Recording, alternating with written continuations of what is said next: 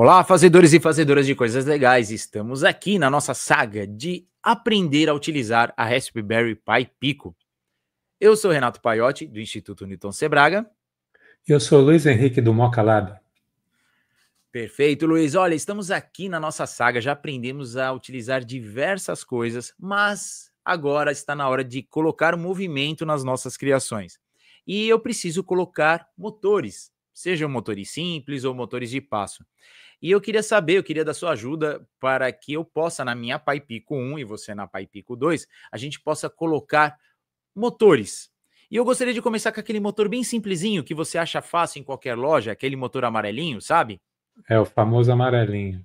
Famoso amarelinho. Ele já vem com uma caixa de redução, né? Ele é um motor DC e já inclui uma caixa de redução. Que é bem prático, né? Bem prático, bem fácil de achar, bem econômico, ainda é bem interessante. Perfeito. Então eu posso pegar esse motorzinho, colocar direto na Pi Pico e sair rodando com ele? Não, não pode. Por quê? Porque o motor ele consome muita corrente, muito acima do que o pino da Pi Pico pode fornecer. Ah, tá. Então a corrente que a Pi Pico fornece não é o suficiente para rodar um motor. Exatamente. Então a gente tem que colocar um driver, né, que a gente chama, né? Existem vários tipos de drivers que você pode fazer. Até um simples transistor também já ajudaria você a fazer o controle do motor. Como a gente quer controlar um motor DC, ele pode ir para frente ou para trás, a gente tem um ajuste de polaridade, né? Então o driver vai ajudar. Existem drivers especializados que a gente chama de ponte H, em que eu posso fazer essa inversão de tensões. Ora eu estou ligado positivo negativo, ora o inverso negativo positivo. Então eu faço o motor ir para frente, o motor ir para trás. Entendeu? Interessante. Então, através desse módulo, eu consigo mandar um sinal da Pi Pico onde eu posso falar vai para frente ou vai para trás. Exatamente. Nós vamos usar qual módulo nós vamos utilizar, Luiz? Nós vamos usar um bem famoso aí no mercado, que é ele usa o componente L298N, que é uma ponte H dupla. Então eu consigo controlar dois motores com ponte H. Ele já vem num formato numa placa, em que ajuda a gente já a ter toda a parte de conexão. Então, se você olhar aí na figura, um conector azul é o de alimentação, o outro conector, o que está escrito saída Out 1, Out 2, é o conector para conectar em um motor, que a gente chama no motor 1, por exemplo. Tá? E o Out 3, Out 4 seria para controlar no motor, no segundo motor. Tá? E ele tem os pinos modulos, que são as linhas de controle. Né? Eu tenho Enable A, que seria habilitar o motor 1, né? Seria o motor A. O Enable B, para habilitar o motor 2. E com esse de habilitação, a gente também pode fazer um truque, que é colocar um PWM, então eu consigo colocar velocidade. Além de fazer controle de direção, liga, desliga e controle de direção do meu motor, eu consigo controlar a velocidade também, via PWM. Ele tem esses esses diodos de proteção, né? Já vem com os diodos de proteção. Vem um dissipador para dissipar a energia térmica, né? Que ele vai consumir. E a gente pode controlar motores até 2 amperes. Eu vou estar, o meu corpo principal é o L928N, que é o componente. Você vai ver aí as linhas de controles. E eu tenho a parte de alimentação. Aí eu tenho o controle do motor 1 e do motor 2, né? Seria a saída A e a saída B. Perfeito, perfeito. É interessante que eu tenho um regulador de tensão de 5 volts interno. Então, para as linhas de controle, a lógica interna, eu tenho que alimentar ele com uma corrente, uma tensão tipo TTL 5 volts para fazer o controle. Luiz, eu estou vendo aqui que tem 2 jumpers, o jumper 3 e o jumper 2, que sai do 78M5, que fornece 5 volts. E emenda ao pino 6 e ao pino 11, que é o Enable A e o Enable B. Para que servem esses jumpers? Então, como eu falei para você, isso aqui você pode deixar habilitado direto, tá? Então, se você jumpear, você vai deixar habilitar os motores habilitados diretamente. Se você extrair o jumper e colocar uma lógica de controle, um sinal pulsado PWM, você vai fazer o controle de liga, desliga, liga, desliga, que vai gerar um PWM que vai fazer o controle da velocidade. Perfeito, perfeito, E entendi. a gente tem o Jumper 1, que ele alimenta o regulador de tensão interno, o 7805, tá? Então eu não preciso alimentar com uma tensão 5 volt externa. Se eu for alimentar uma tensão 5 volt externa, eu tenho que abrir esse jumper aqui. Ah, perfeito. Eu tô vendo aqui que ele liga no 78M5 o pino 1. Então, se jampear, fecha o contato e ele alimenta com 5 volts externo. É assim, ou você escolhe, ou você escolhe usar o regulador interno ou usar a tensão externa. Nunca usar os dois Ao juntos. mesmo tempo. E se E, você estiver fazendo um controle e não jampear o Enable A e o Enable B, o motor também não vai funcionar. isso então é interessante estar Irá, atentos irá, ao jampeamento. irá funcionar somente se você gerar um sinal de PWM ou um sinal de liga-desliga, né? Tá, no nosso caso agora, Luiz, o que, que nós vamos fazer? Quais os jumpers deixaremos e quais tiraremos? Então, nós vamos deixar o jumper interno do regulador interno, o jumper 1, Ok. tá? E vamos retirar os dois jumpers, deixa os dois jumpers abertos. O JP3 e o JP2. Perfeito. Tá?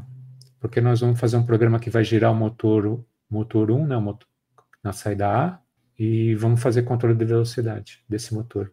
Então, só E, vendo internamente o componente, eu coloquei em vermelho a parte onde estão as pontes H. Então, são o A e o B. transistores. Você tem a ponte H do motor A e a ponte H do motor, da saída B, né? Da saída A e da saída B. E aí eu tenho as lógicas de controle. Então, dependendo de como estão meus pinos de controle, se eu ligo um e desligo o outro, o motor vai para frente. Se eu desligo ele e ligo o outro, eu faço a reversão do motor. Interessante. Aí a gente vem o pino 6 e 11, que é o Enable A e o Enable B, que está lá embaixo. Agora dá para entender o motivo deles estarem jampeados ou não. Perfeito, Luiz. Aqui é interessante também que você pode colocar um sensor de corrente, né? Então você tem uma saída entre o ground e a ponte de transistor, você consegue mensurar a corrente que está passando nesse resistor, né, que seria no motor em si, tá? Então você pode fazer um controle de corrente também, saber se a corrente está adequada ou não. Perfeito. Que é o pino 1 e pino 15, tô certo? Exatamente. Show de bola. Bela explicação, Luiz. Ó, fomos além do que simplesmente codar e pedir para rodar. Aqui fica mais É, fácil entender como é que acontece a coisa em dentro, né? é que se não funcionar, como que você vai saber o que está acontecendo? Entendeu? Então Exato. você tem que entender o que está acontecendo dentro do componente para você debugar, né? Debugar algum problema, pode ser até um problema na ponte, algum problema, algum jumper que você esqueceu de configurar adequadamente. Então, você consegue entender o que está acontecendo dentro do seu circuito. Perfeito, perfeito, Luiz. Então vamos à prática agora, né? Temos a montagem, temos o esquema elétrico aqui na tela agora, né? A conexão entre a Pai Pico, o módulo e do módulo ao motor. Que a gente ia usar somente 3 pinos para fazer esse controle de um motor, né? A gente usa 3 pinos para controlar a direção, 2 para controlar a liga, desliga a direção e um pino para controlar a velocidade. Vamos fazer um programa dele ir para frente e para trás? Primeiro eu gostaria de ver, Luiz, a gente vê a montagem. Eu vou colocar aqui na tela a montagem. Ok, você colocou a Pai Pico numa matriz de contato. Sim. O módulo já está conectado e conectado à fonte. Eu estou só analisando, tá, Luiz? Aí você vai me corrigindo se eu tiver errado. Exatamente. Tá vendo o fio preto e vermelho aí que está próximo ao motor vai para a fonte de alimentação. E Então, aí mas você o tem o 5 motor, a volt. saída do motor Ah, vai direto para o conector aqui. Não se perfeito, atente à cor dos fios, né? Mas eles estão eletricamente conectados. perfeito. E o pino 1 e 2 da Pai Pico, é isso? Não, o pino GPIO 1 e 2, 1 e 2 vai estar no in 1 e in 2. certo? E o E os demais? pino 0 da PaiPico, GPIO 0, vai estar ligado no Enable A. Perfeito. E o ground, o terra, tá onde? Está nesse aqui. Tá, e ele está conectado na fonte. Está conectado à fonte, mas eu estou passando ele via protoboard. Perfeito. É importante lembrar isso, né? Que o ground tem que ser comum a todos. O ground tem que estar. Antes de ligar, certifique-se com o multímetro se seus grounds estão todos conectados adequadamente. Né? Perfeito. Boa dica, Luiz. Boa dica. E agora nós vamos colocar o código-fonte. Então, eu só vou habilitar aqui. Deixa eu colocar aqui o código-fonte para você dar uma explicada antes de a gente ver o funcionamento. Explique aí cada linha, Luiz, por favor. Então, a gente vai importar da biblioteca Machine, né? PIN e PWM. Tá? Da biblioteca, essa é uma biblioteca que tem que estar é uma biblioteca externa, né? Ela tem que estar no mesmo diretório onde está seu programa rodando para poder funcionar. Então a gente vai importar, é uma biblioteca especializada para o L298N, né? Então a gente vai importar o L298N e importar a biblioteca time, de temporização. Então aqui já está as definições dos pinos, né? Que a gente viu no esquema elétrico. O enable A está no GPIO 0, né? O IN1 está no pino 1 e o IN2 está no pino 2 do GPIO 2 da PyPico. Tá? A gente cria um objeto motor aqui, usando a biblioteca do motor, né? E aí a gente já começa a ter funções. Eu tenho várias funções nessa biblioteca, né? Se a gente passar aqui por baixo, a gente tem várias funções que a gente vai ver aqui na sequência. Tá? Então, a minha primeira, eu configuro tudo e dou um stop no motor. E depois vamos rodar esse programa aqui Vamos rodar esse programa para ver o que acontece. O que acontece nesse programa? O que você acha que vai acontecer? Vamos ver, vamos analisar. Motor 1, que é o objeto que você criou, forward, ou seja, ele vai para frente, aí dá um tempo, ele vai ficar rodando para frente durante esses 5 segundos, aí ele vira para trás e fica mais 5 segundos para trás, tá certo? Exatamente. Só que aí, como não tem stop, ele vai ficar girando. Terminou o programa, ele vai ficar girando, creio eu. Exatamente. Perfeito. Vamos lá, Luiz. Ó, lembrando, o motorzinho amarelinho tem uma fita isolante para mostrar o motor girando. Perfeito. Então lá, salvar e dar um play aí. Vamos ver o que acontece. Joga o programa para PyPico. Aí, tá girando. E girou ao contrário. Perfeito. O set speed, a função set speed da linha 13 é o PWM. Esse 45.000 é a frequência com que o PWM vai trabalhar. Por isso a velocidade? Exatamente. Vai alterar o PWM, né? Então aí a gente não fez. A gente tem um vídeo explicando o PWM em detalhes, né? A gente não vai entrar no detalhe aqui, simplesmente vai fazer o ajuste, né? Mas 65.000 seria a máxima velocidade e 45.000 a menor velocidade, né? No caso, usando o PWM. É possível alterar a velocidade dentro do motor, dentro do próprio while, você usar essa função setSpeed durante o while. Né? Você sim. aumentar e diminuir. Tá, perfeito. Você quer fazer essa brincadeira aqui? A gente faz agora. Vamos lá, aumenta aí. Eu colocaria depois da linha 18, Luiz. Opa. Ah, tá. Ele começa com a velocidade, depois da linha 18, ele continua para frente, aumenta a velocidade dele. E vamos dar um time sleep de 5 segundos só para a gente analisar. Você falou que 65 é o máximo, né? Vamos colocar um time sleep depois dessa função aí do motor 1? Não. Aí a gente deixa. A gente só trocaria na linha 20. Cria uma linha 25, 21 agora. Isso. Aí você coloca o time sleep aí, no meio desse negócio. Então, Luiz, agora sim, nesse while, o motor fica setado com 45, aí ele vai para frente, continua para frente durante 5 segundos. Só que aí ele aumenta a velocidade, fica mais 5 segundos numa velocidade alta. Depois ele volta para trás e fica mais 5 segundos. Essa é a função. Certo? Velocidade alta. Perfeito. Vamos testar? Vamos salvar. Ok, 5 para frente numa velocidade, aumentou a velocidade, vai sair voando o negócio.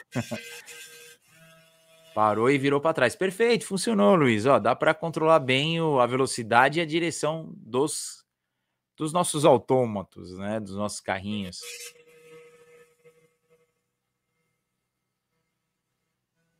Perfeito, Luiz. Show de bola. Como eu vou dar um stop, ele vai parar em qualquer lugar. Ele pode parar com o motor ligado, tá? Então, na hora que der o stop, ele parou com o motor ligado, eu vou desligar a fonte da bancada aqui. Ah, entendi. Por isso que é importante usar a função stop, nesse caso, quando o veículo parar, o autômato parar, que é a função motor stop. Tá? Vamos ver as funções aqui pelo Shell, acho que dá para brincar legal aqui também. Vamos comentar aqui, comentar o while. Ok. É importante salvar e subir o código com o while comentado. Ok, ele está travado, não está acontecendo nada.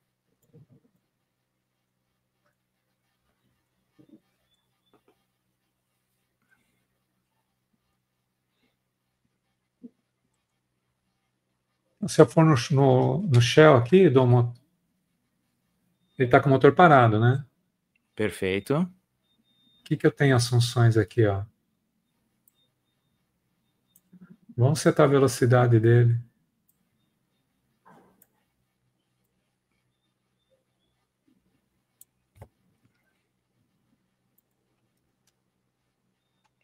Você tem a velocidade para 45, né? Tá, agora precisa movimentar para algum lugar.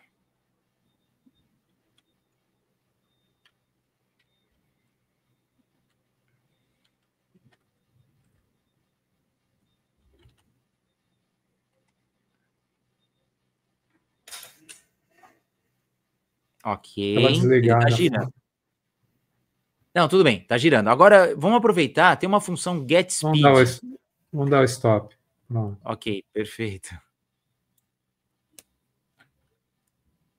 Tem aqui uma que pega... Esse seta a velocidade.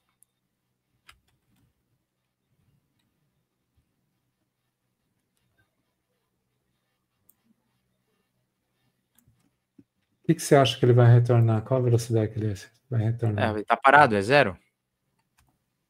Não, a velocidade está... Ele está parado. Esse é o controle da velocidade, não é a velocidade que ele está parado agora. Ele está parado, o motor parado, mas é a velocidade que você já configurou lá. Perfeito, entendi. Ou seja, dá para analisar aqui velocidade usando o get speed, dá para analisar aqui velocidade o motor vai começar, né? Pegar a direção. Que direção que ele estava, a última? O último estava forward, estava para frente, né? Vamos ver. Perfeito, interessante. Dá para fazer uma análise antes de dar uma partida, né? Olha, já aprendemos um passo. E essa biblioteca facilita muito, né? Você já está tudo prontinho, né? Você não precisa codificar. Esse é o bacana do MicroPython, né? Se a gente usar essas bibliotecas, aí facilita bastante a vida. Com certeza, com certeza. Não ter que codar isso aí linha a linha é complicado. Você tendo a biblioteca já ajuda muito. Mas precisaremos continuar, Luiz. Então, o nosso robô, né? O robô PyPico precisa de 2 motores. Então, no próximo vídeo, a gente vai montar, colocar um segundo motor e trabalhar com os 2 ao mesmo tempo. Perfeito? Perfeito. Então, pessoal, ficamos por aqui.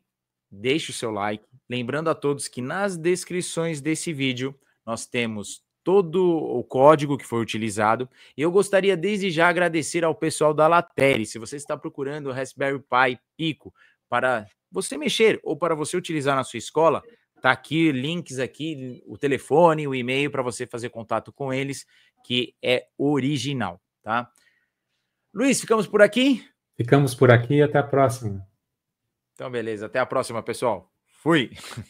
Sendo que o amarelo, ele vai até o motor e o fio verde. Eu não tô conseguindo analisar aqui. Pegadinha do malandro. Pegadinha do malandro. É que eu fiz Fiz uma extensão do fio, né?